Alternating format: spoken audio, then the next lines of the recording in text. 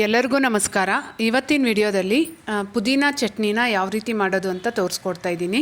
ಇದು ಅನ್ನ, ದೋಸೆ, ಮುದ್ದೆ ಜೊತೆ ಸಹ ತುಂಬ ಚೆನ್ನಾಗಿರುತ್ತೆ. ಪುದೀನ ಆರೋಗ್ಯಕ್ಕೂ ಸಹ ತುಂಬ ಒಳ್ಳೆಯದು. ಈ ಚಟ್ನಿ ಸ್ಟಾರ್ಟ್ ಮಾಡೋ ಮುಂಚೆ ಯಾರೆಲ್ಲ ಇನ್ನೂ ನನ್ನ ಚಾನಲ್ನ ಸಬ್ಸ್ಕ್ರೈಬ್ ಮಾಡಿಲ್ವೋ ಸಬ್ಸ್ಕ್ರೈಬ್ ಮಾಡ್ಕೊಳ್ಳೋದನ್ನು ಮರಿಬೇಡಿ. ಮೊದಲಿಗೆ ಒಂದು ಸ್ಟವ್ ಮೇಲೆ ಒಂದು ಬಾಣಲಿ ಇಟ್ಕೊಂಡು ಒಂದು 2 ಟೇಬಲ್ ಸ್ಪೂನಷ್ಟು ಕಡಲೆ ಬೀಜನ ಹಾಕಿ ಮೀಡಿಯಮ್ ಫ್ಲೇಮಲ್ಲೇ ಹುರಿದು ಇಟ್ಕೋಬೇಕು. ಈ ಕಡಲೆ ಬೀಜದ ಬದಲಾಗಿ ಬಿಳಿ ಎಳ್ಳು ಸಹ ಇಲ್ಲಿ ಉಪಯೋಗಿಸ್ಕೋಬೋದು. ಈ ಕಡಲೆ ಬೀಜ ಎಲ್ಲ ಚೆನ್ನಾಗಿ ಫ್ರೈ ಆದಮೇಲೆ ಇದನ್ನು ಒಂದು ಪ್ಲೇಟಲ್ಲಿ ತೆಗೆದಿಟ್ಕೊಂಡು ತಣ್ಣಗಾಗೋದಕ್ಕೆ ಬಿಡಬೇಕು. ಈಗ ಅದೇ ಬಾಣಲಿಗೆ 1 ಸ್ಪೂನ್ ಎಣ್ಣೆ ಹಾಕ್ಕೊಂಡು ನಾನಿಲ್ಲಿ ಖಾರಕ್ಕೆ ತಕ್ಕಂಗೆ ಒಂದು 5-6 ಹಸಿಮೆಣ್ಸಿನ್ಕಾಯಿ ಹಾಕ್ಕೊತಾ ಇದ್ದೀನಿ. ನಾನು ಹಾಕಿರೋ ಹಸಿಮೆಣ್ಸಿನ್ಕಾಯಿ ತುಂಬ ಖಾರ ಇದೆ. ನಿಮ್ಮ ಖಾರಕ್ಕೆ ತಕ್ಕಂಗೆ ಹಸಿಮೆಣ್ಸಿನ್ಕಾಯಿನ ಹೆಚ್ಚು ಕಡಿಮೆ ಮಾಡ್ಕೋಬೋದು. ಈಗ ಪುದೀನಾನ ನೀಟಾಗಿ ಬಿಡಿಸಿ ವಾಶ್ ಮಾಡಿ ಇಟ್ಕೊಂಡಿದ್ದೆ. ನಾನಿಲ್ಲಿ ಒಂದು ದೊಡ್ಡ ಕಟ್ಟಲ್ಲಿ ಅರ್ಧ ಕಟ್ಟಷ್ಟು ಪುದೀನಾನ ತಗೊಂಡಿದ್ದೀನಿ. ನಾನು ಮಾಡ್ತಾ ಇರೋ ಚಟ್ನಿ ಒಂದು 4 ಜನಕ್ಕೆ ಸಾಕಾಗತ್ತೆ. ಈಗ ಈ ಪುದೀನಾದಲ್ಲಿರೋ ನೀರಿನ ಅಂಶ ಎಲ್ಲ ಹೋಗೋವರೆಗೂ ಇದನ್ನು ಫ್ರೈ ಮಾಡ್ಕೋಬೇಕು. ಎಲ್ಲರಿಗೂ ಗೊತ್ತಿರೋ ಹಾಗೆ ಪುದೀನ ಸಹ ಆರೋಗ್ಯಕ್ಕೆ ತುಂಬ ಒಳ್ಳೆಯದು. ಯಾವಾಗಾದರೂ ಜಾಸ್ತಿ ಪುದೀನ ಇದ್ದಾಗ ಖಂಡಿತ ಈ ಚಟ್ನಿನ ಒಂದು ಸರಿ ಟ್ರೈ ಮಾಡಿ ನೋಡಿ.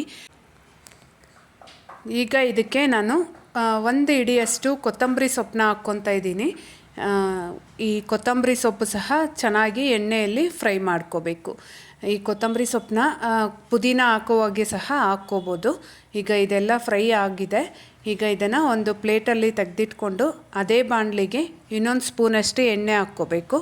ಹಾಕ್ಕೊಂಡು ನಾನಿಲ್ಲಿ 2 ಹುಳಿ ಟೊಮೆಟೊನ ಈ ರೀತಿ ಸಣ್ಣದಾಗಿ ಕಟ್ ಮಾಡಿ ಹಾಕ್ಕೊತಾ ಇದ್ದೀನಿ.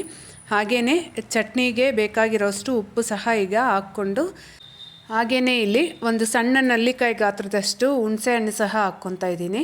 ಹಾಗೆ ರುಚಿ ಬ್ಯಾಲೆನ್ಸ್ ಆಗೋದಕ್ಕೆ ಒಂದು ಸ್ವಲ್ಪ ಬೆಲ್ಲ ಹಾಕ್ಕೊತಾ ಇದ್ದೀನಿ. ಬೆಲ್ಲ ಆಪ್ಷನಲ್ಲು, ನಿಮ್ಗೆ ಇಷ್ಟ ಇದ್ದರೆ ಹಾಕ್ಕೋಬೋದು, ಇಲ್ಲಾಂದರೆ ಸ್ಕಿಪ್ ಮಾಡಿ ಸಹ ಮಾಡ್ಕೋಬೋದು.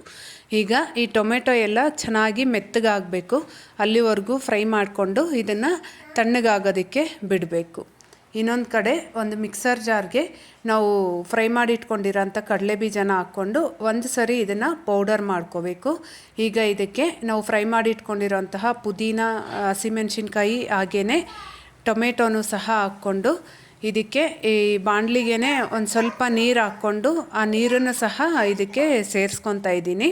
ಇಲ್ಲಿ ತುಂಬ ನೀರೆಲ್ಲ ಹಾಕ್ಕೊಳಕ್ಕೆ ಹೋಗಬೇಡಿ. ಈ ಚಟ್ನಿಗೆ ನೀರು ಜಾಸ್ತಿ ಹಾಕ್ಬಿಟ್ರೆ ಚಟ್ನಿ ಟೇಸ್ಟ್ ಚೆನ್ನಾಗಿರೋದಿಲ್ಲ. ಈಗ ಇದಕ್ಕೆ ಒಂದು 7ರಿಂದ 8 ಬೆಳ್ಳುಳ್ಳಿ ಹೆಸಳನ್ನ ಹಾಕ್ಕೊತಾ ಇದ್ದೀನಿ. ಹಾಗೆ ಅರ್ಧ ಸ್ಪೂನ್ ಜೀರಿಗೆ ಹಾಕ್ಕೊಂಡು ಇದನ್ನು ತುಂಬ ನುಣ್ಣಗಲ್ದಿರ ತರಿಯಾಗಿ ರುಬ್ಕೋಬೇಕು. ಈ ಚಟ್ನಿ ಅಂತೂ ಅನ್ನದ ಜೊತೆ ಹೇಳಿ ಮಾಡಿಸಿದಂಥ ರೆಸಿಪಿ ಅಂತಲೇ ಹೇಳ್ಬೋದು. ಪುದೀನ ಹಾಕಿ ಮಾಡಿರೋದ್ರಿಂದ ಆರೋಗ್ಯಕ್ಕೂ ಸಹ ತುಂಬ ಒಳ್ಳೆಯದು. ಖಂಡಿತ ನೀವು ಸಹ ಒಂದು ಸರಿ ಟ್ರೈ ಮಾಡಿ ನೋಡಿ. ಹಾಗೆ ಹೇಗಾಯಿತು ಅಂತ ಕಮೆಂಟ್ ಮಾಡಿ ತಿಳಿಸೋದನ್ನು ಮರಿಬೇಡಿ.